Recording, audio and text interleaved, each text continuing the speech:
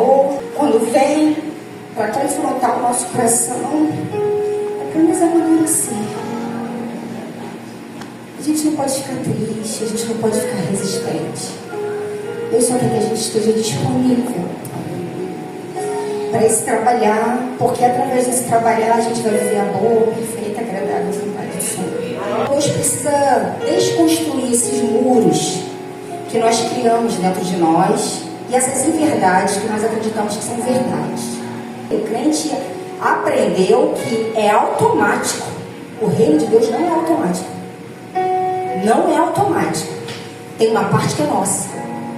E é a parte mais difícil, porque a parte mais difícil que é traçar o caminho, porque traçar a verdade, porque você conheceu o caminho, você vai ter que caminhar pela verdade para encontrar a vida. A parte do caminho é a mais difícil, porque é ela que vai moldar um novo caráter em você e em mim. É ela que vai fazer você e eu amadurecermos espiritualmente. É ela que vai fazer com que a gente venha entender qual é o propósito da nossa vida aqui na terra. Então eu não posso fugir disso. Eu não posso fugir desse caminho que é desconfortável. Jesus nunca falou que seria confortável, mas ele disse que estaria conosco.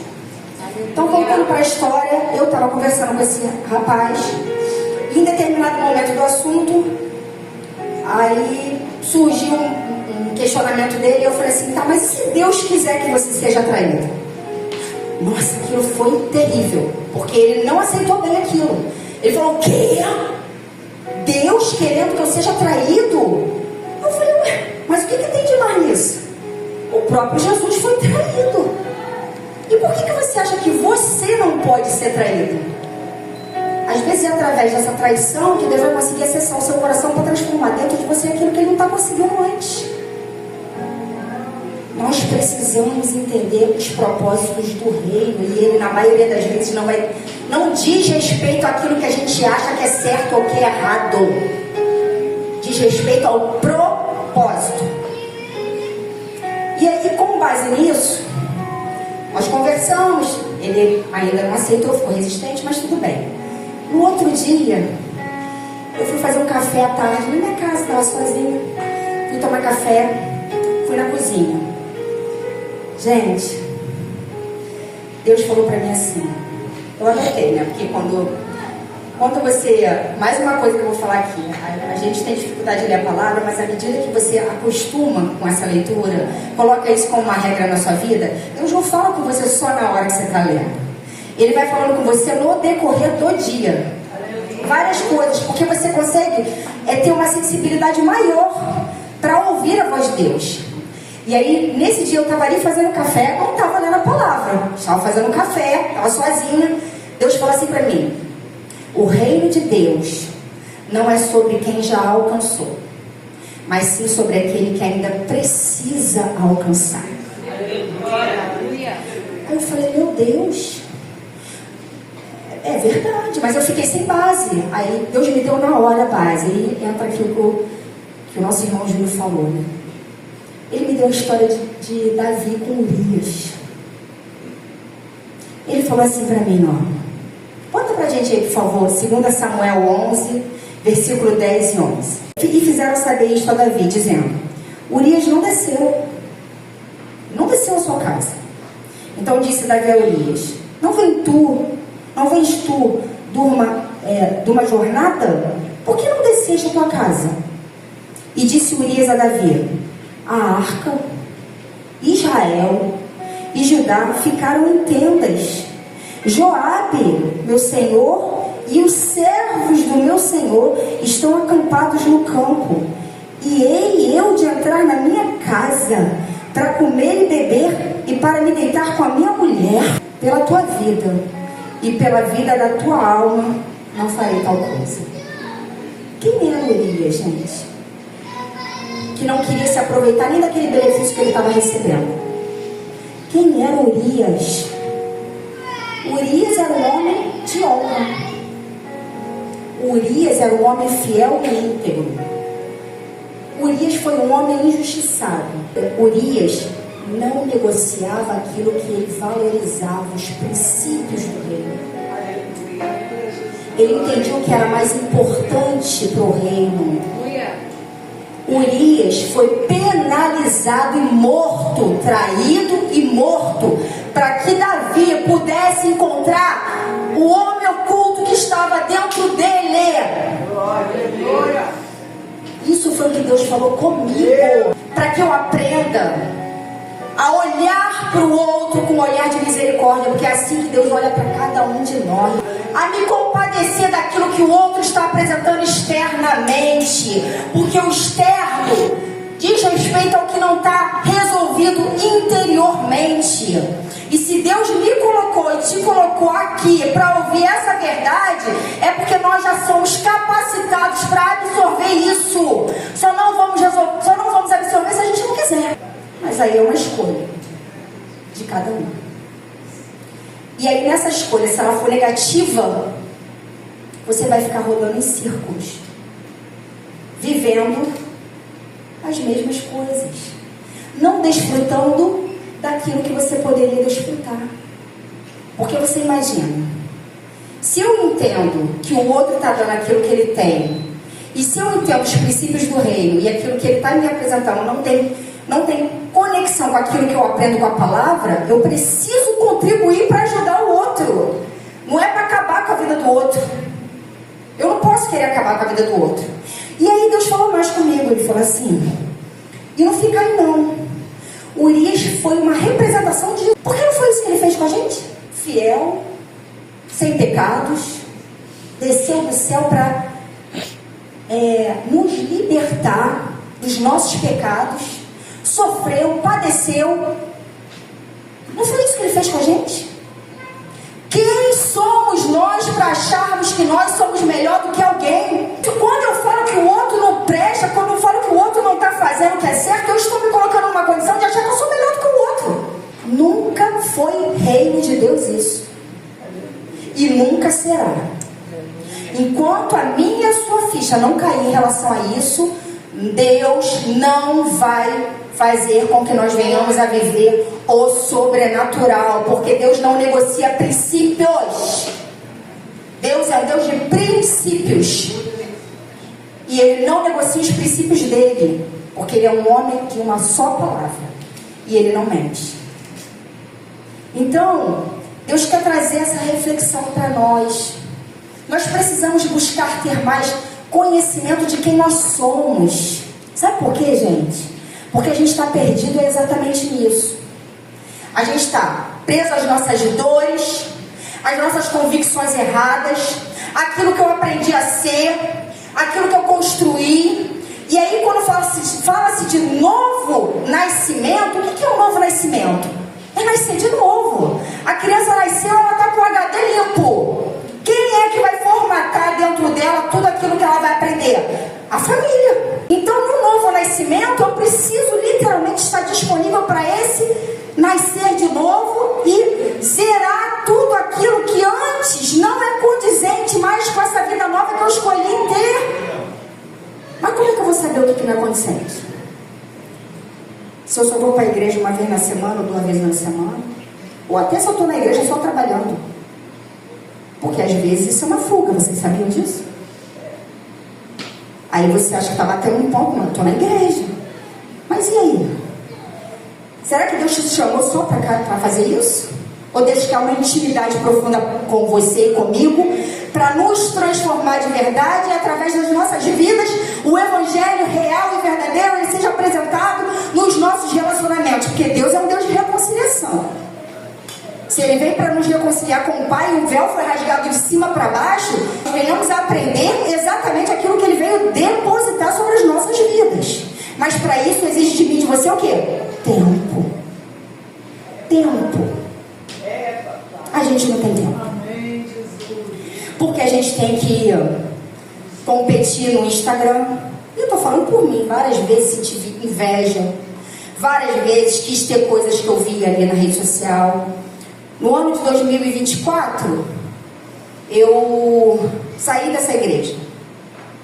Fui embora. Tem que tomar cuidado com isso também. Porque eu comecei a ler a Bíblia. Aí a Ingrid, que estava lá dentro ainda, que não estava sendo lapidada, ela fluiu de uma forma muito mais intensa, porque eu comecei a achar que eu era algo que eu nunca fui. E aí comecei a achar que eu estava, vamos dizer assim, eu preciso caminhar sozinha, eu vou escolher um outro lugar para ir.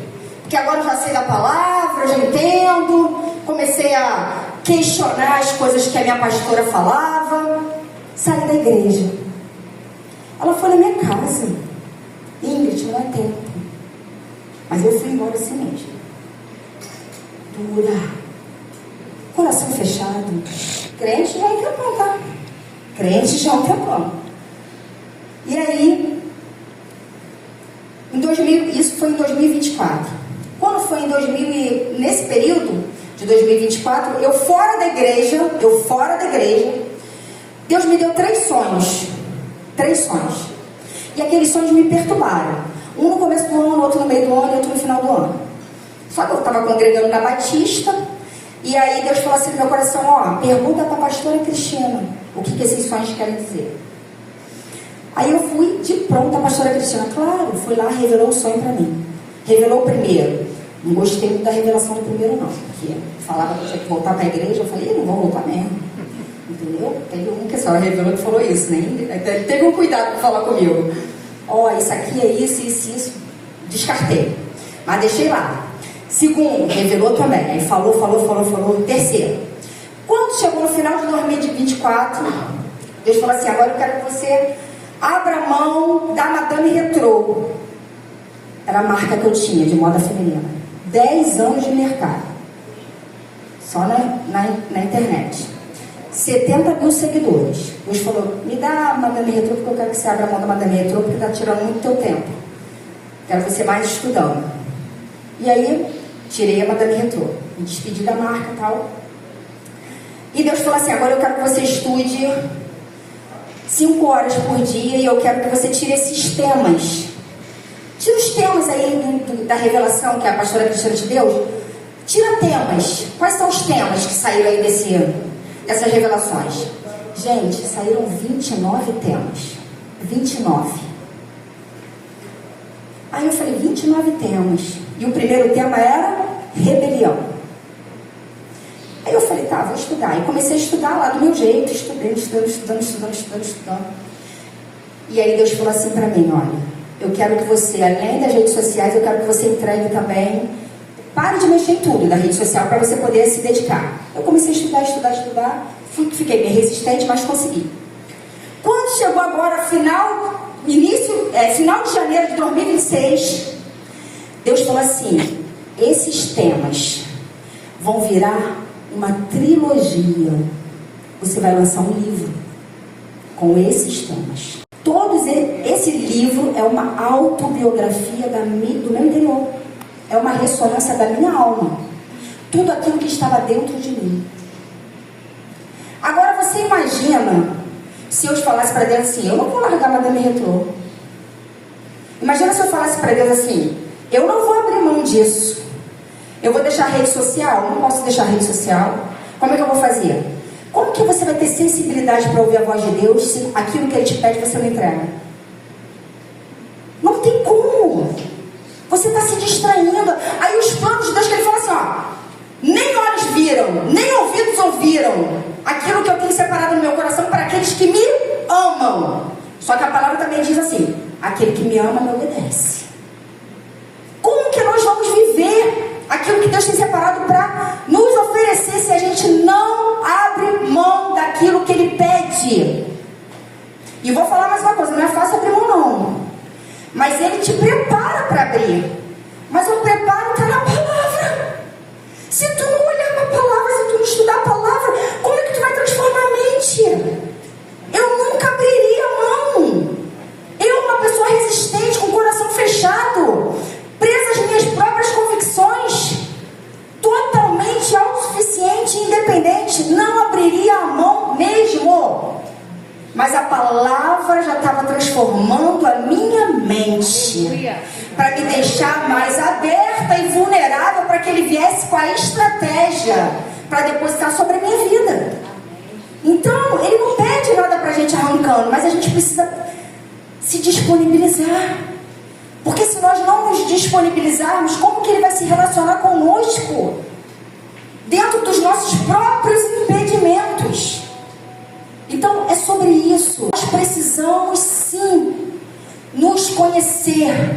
Nós precisamos sim buscar saber quais são as nossas motivações. A palavra de Deus, eu não lembro o endereço, mas a palavra de Deus é clara quando ela diz assim, ó: muitos, no final, muitos, não está falando que são poucos, está falando que são muitos. Muitos no final vão dizer: Senhor, mas eu preguei. Senhor, falei de ferida. Senhor, expulsei demônio. Apartai-vos de mim para o fogo do inferno, que eu não vos conheço. É justo aos nossos olhos e Deus falar uma coisa dessa para uma pessoa? Se tu vê alguém aqui expulsando um demônio, você vai ver que a pessoa tem autoridade. Não vai?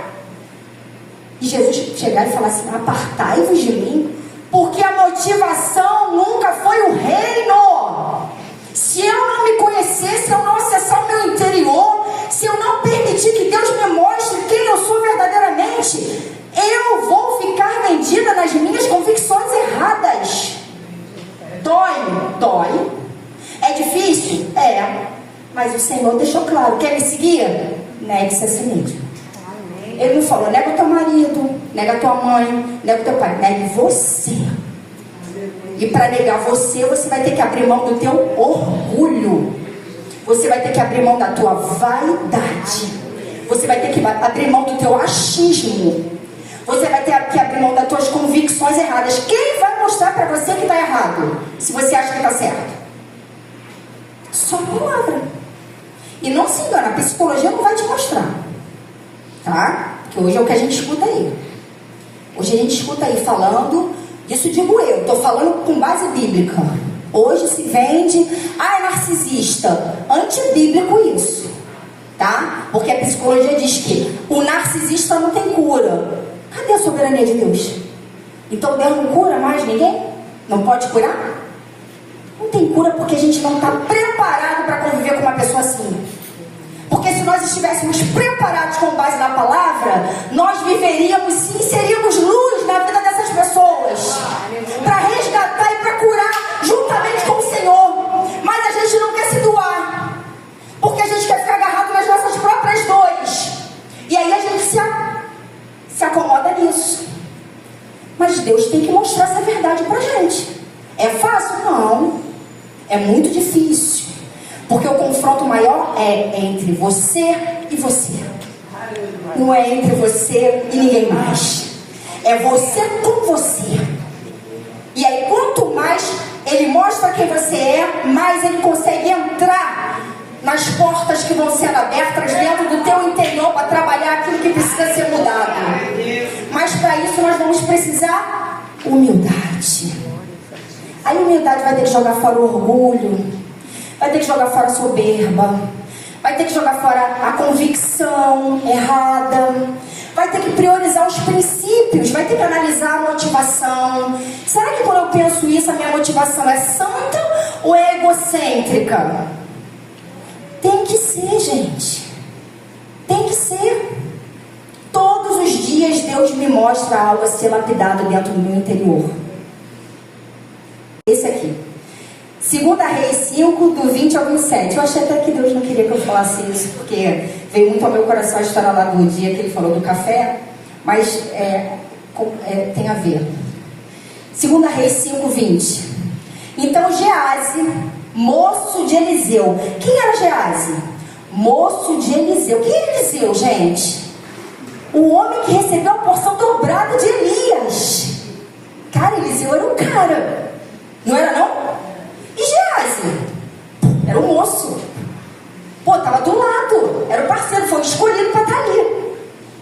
Então Geazi, moço de Eliseu, homem de Deus, disse: eis que meu senhor impediu a este sírio Naamã que da sua mão se desse alguma coisa do que trazia. Porém, tão certo como vive o Senhor. Olha o que ele falou. Estava junto com Eliseu, escutava tudo que Eliseu falava, estava ligadinho com Eliseu, trabalhando com Eliseu. Aí ele fala assim: certo como vive o Senhor, que hei de correr atrás dele e tomar dele alguma coisa. O próximo, por favor.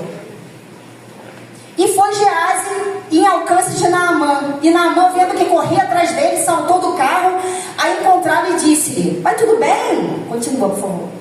E ele disse: tudo vai bem. Meu senhor me mandou dizer mentira para alimentar a convicção errada que estava dentro dele. Ele estava perdido, ele era ímpio. Ele estava do lado de Eliseu. Meu senhor, eis que agora mesmo, aí me mandou dizer: eis que agora mesmo vieram a mim 2 jovens, 2 filhos dos profetas da montanha de Efraim. Dá-lhes, pois, 1 talento de prata e 2 mudas de vestes. Continua. E disse Naamã: se servido tomar 2 talentos, e estou com ele. E amarrou 2 talentos de prata e 2 sacos, com 2 mudas de vestes. E pôs-la. Gente, Jesus falou para mim assim: cuidado você. Cuidado você. Para não ficar negociando o reino, esperando receber algo que não venha da minha mão. Você não tem que esperar receber nada de ninguém. Você tem que esperar receber da minha mão. Isso é espírito de rebeldia. Tá? Porque o que Eliseu falou? Não vou ficar com nada. Ele não podia ter falado para Eliseu assim: Eliseu, você pode me explicar por que você não quis ficar com nada? Porque ele veio trazendo. Por que eu não podia ficar com os negocinhos? A gente não podia. A gente fez um trabalho tão bonito ali, em nome do Senhor. Ele não perguntou nada, ele simplesmente tomou atitude e foi atrás. Ele foi para resolver e ainda falou: como vive o Senhor, eu vou. Certo como vive o Senhor. As nossas convicções erradas nos colocam num lugar de aprisionamento que não condiz com o reino. Ele estava convicto com base em quê? E ainda estava usando o nome de Jesus, de Deus. Gente, a gente precisa olhar para o nosso interior. Quanto mais você olha, quanto mais eu olho para o meu interior, menos tempo eu tenho para olhar para a vida do outro e para viver a vida do outro, porque eu não tenho poder e nem autoridade para mudar a vida de ninguém. Eu só tenho poder e autoridade para mudar a minha própria vida. No final, o que aconteceu? Ele continuou mentindo, porque é mentira cega. A legalidade, você abre legalidade no mundo espiritual. Então, se eu não tiver com a minha mente alinhada, pensando: será que esse meu pensamento tem conexão com o reino? Se eu não fizer essa análise, é muito fácil da minha carne prevalecer. É muito fácil do meu desejo, meu instinto carnal, humano, prevalecer. Porque foi isso que aconteceu com Geazi. Não foi nada diferente. Mas começou onde? Rebelião. Por quê? Porque ele não respeitou uma autoridade. A palavra de Deus diz assim, ó: se você não ama aquele que você vê, como é que tu diz que ama a mim que não vê? Está enganado. Está enganado. Deus não quebra princípios. Eu sei que não é fácil ouvir isso, porque a gente quer escutar o quê? Deus vai fazer tudo por mim. Deus vai me paparicar. Deus vai... tudo que eu quero Ele vai me dar. O reino de Deus não funciona assim. Tá? E não é porque Ele quer negar as coisas, mas porque Ele precisa que a gente venha crescer. Eu e você precisamos crescer. E Ele precisa mostrar para nós aonde estão as nossas mentiras, que estão enraizadas dentro da nossa alma. E não tem outro lugar que possa revelar isso para mim e para você, que não seja através da palavra. Então, quanto menos você lê a palavra, menos você tem discernimento. Quanto menos você lê a palavra, menos você tem sabedoria. Quanto menos você lê a palavra, mais você está vendido pelo teu eu corrompido. Mais você vai tomar atitudes erradas e menos você vai desfrutar de tudo aquilo que Deus tem para oferecer. Então, aleluia, igreja, nós precisamos acordar para essa verdade. E aí, debaixo dessa verdade, nós estaremos literalmente protegidos e guiados por Deus. Porque o peso que a gente carrega, com base nas nossas convicções erradas, não faz parte do plano de Deus para as nossas vidas. Aleluia. Porque a palavra de Deus diz assim, ó: o meu fardo é leve, o meu jugo é suave. Por que ele está